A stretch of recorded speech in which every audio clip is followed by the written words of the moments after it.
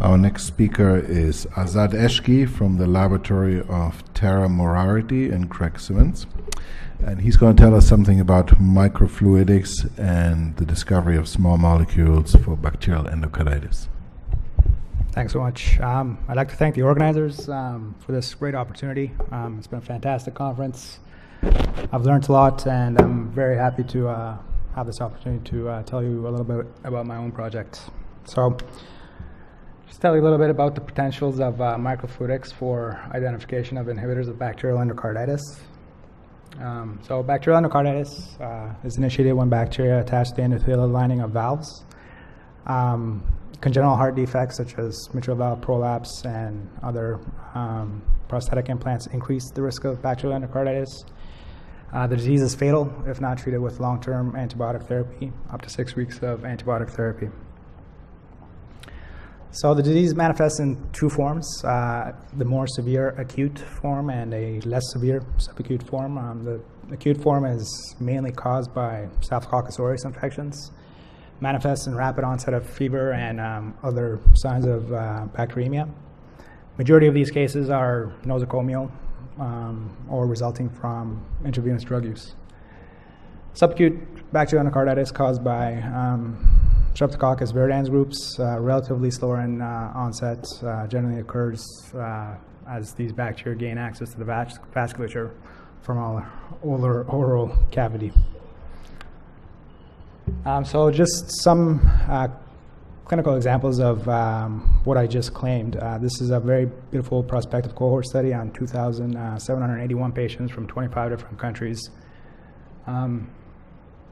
In parentheses are the percentages of Staph aureus infections and viridans group infections, and also of note is the high in-hospital mortalities from 10 to 23%. So from the same study, there was some other very nice data showing 87% of these cases are actually associated with vegetation. So the bacteria form vegetations on the valves of the heart structures, mainly on the left side of the heart, including the mitral and aortic valves, of course. And some of the complications that occur are congestive heart failure, embolization, and stroke, the main being congestive heart failure. So moving on to the molecular mechanism of how bacteria actually attach to endothelia. So a lot of this work started from my literature review. It started in the 1960s. I'm sure there's earlier studies in that, but a classical example is a lot of these in vivo studies in rats, in rabbits and mice, and using electron microscopy to learn something about the attachment properties of bacteria.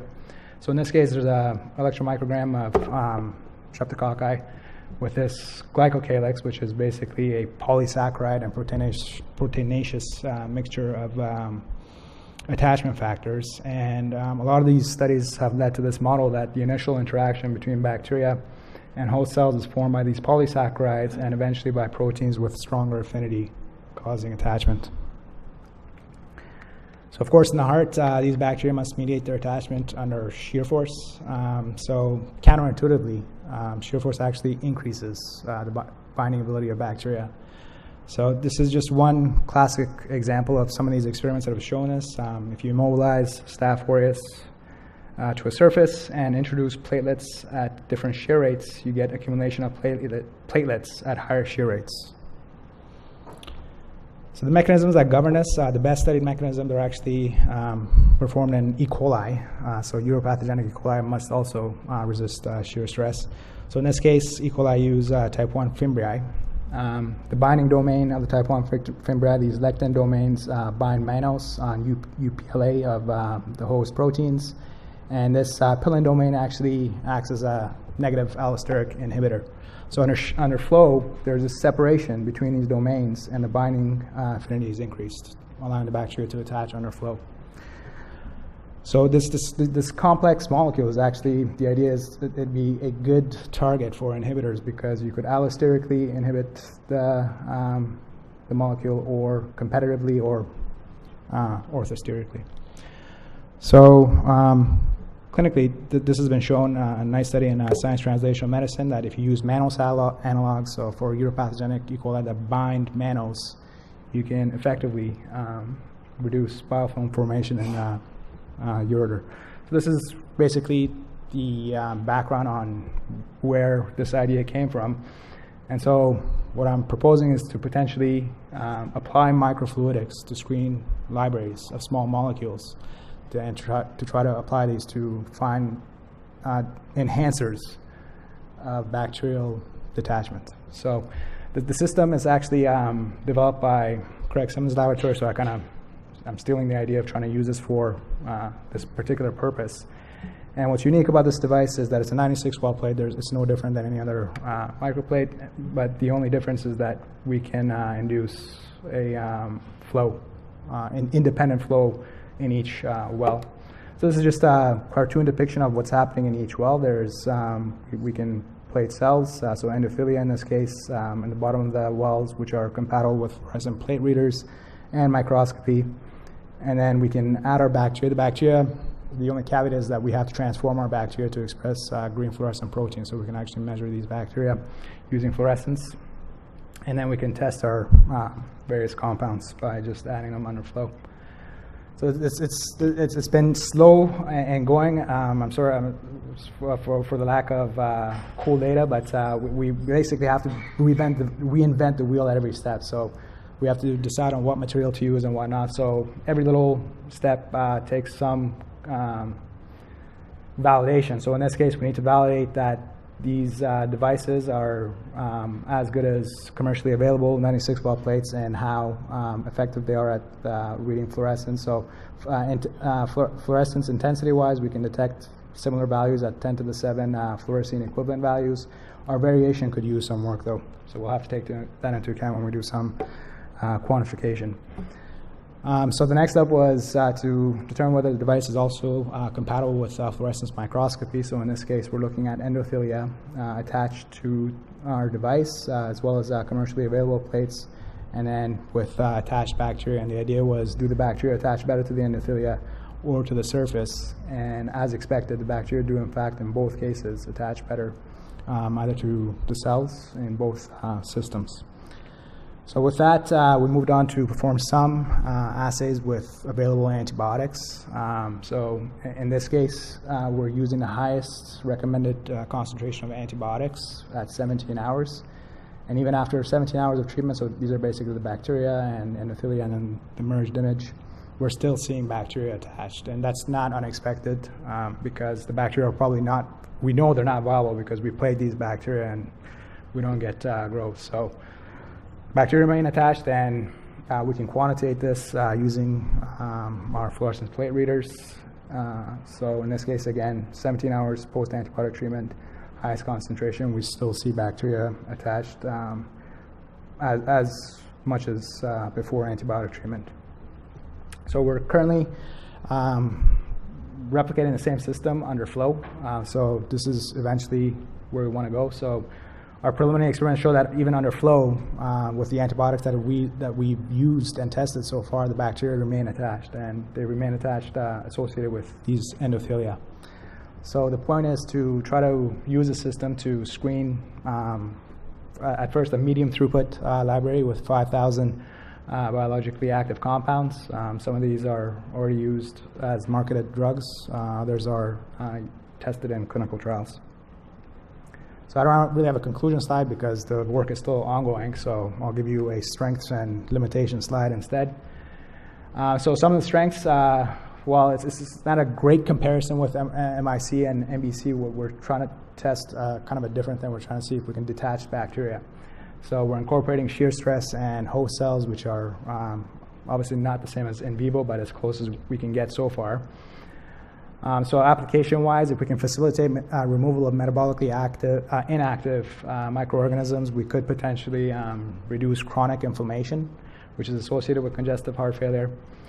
Supplementing antibiotics with molecules promoting bacterial detachment could actually reduce the time frame of antibiotic therapy.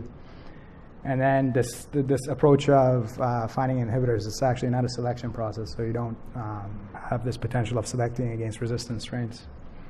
like any other assay, there are limitations. I'm sure you can find better ones, but so using a microfluidic system, we can actually achieve the high shear stress that's present during the systolic phase of the heart. If we do find emitters, that would be ineffective against intracellular bacteria.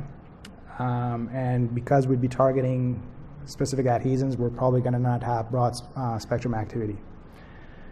And then there's implications of if we do, in fact, detach these bacteria, do we actually promote bacteremia? Some of the in vivo studies that have been performed in rabbits suggest that this is not the case, that if you actually do enhanced detachment with supplementing antibiotics, you actually lead to removing the bacteria faster. But that would have to be repeated and tested. So with that said, I'd like to acknowledge everyone involved in this group. So I'm posted in Dr. Tara Moriarty's lab. I'm collaborating with Oleg Chibatarov and Craig Simmons' laboratory. He's the material scientist, and I just tell him what I need, and we try to figure out if it works well. So eventually we want to work with Dr. Andrew Seymour to be working with clinically relevant staphylococci and streptococci. And of course, I wouldn't be really working on this project if it wasn't for the funding. So, and thank you.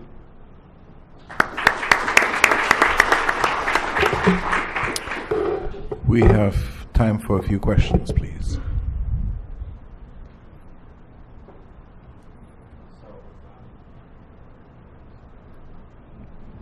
Congratulations. I remember when your application came in, and I didn't review it, so I can't take credit for funding it, but what I really liked about it, and Heather and I, who both work in the intensive care unit, will agree, is that when people get really sick with endocarditis, the surgeons won't operate, and you're left with treating them with antibiotics, which I think you've shown beautifully in vitro is a poor method of clearing bacteria once there's a vegetation, once there's attached. So I just wanted to encourage you that this is a really clinically relevant complication, and congratulate you for the work you've done so far. Oh, thank you. Keep going. Oh, thank you. Thanks very much.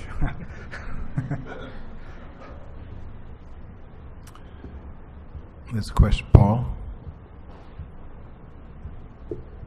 Great. Hi, Paul Cantor. I wanted to ask you if the bacterial detachment enzymatic process will likely have a similar effect on platelet constructs and fibrin, because quite often bacteria and clot go together, and we often worry about embolization of big bits of clot. Do you have any concerns about that, and is that a problem that can be overcome, do you think? Yeah, no, that's a big problem. So that's one of the problems. If you do enhance detachment, do you actually cause these clots to enter the bloodstream and then cause embolization? So, like I was saying, that the work that was done in rabbits, they didn't see that.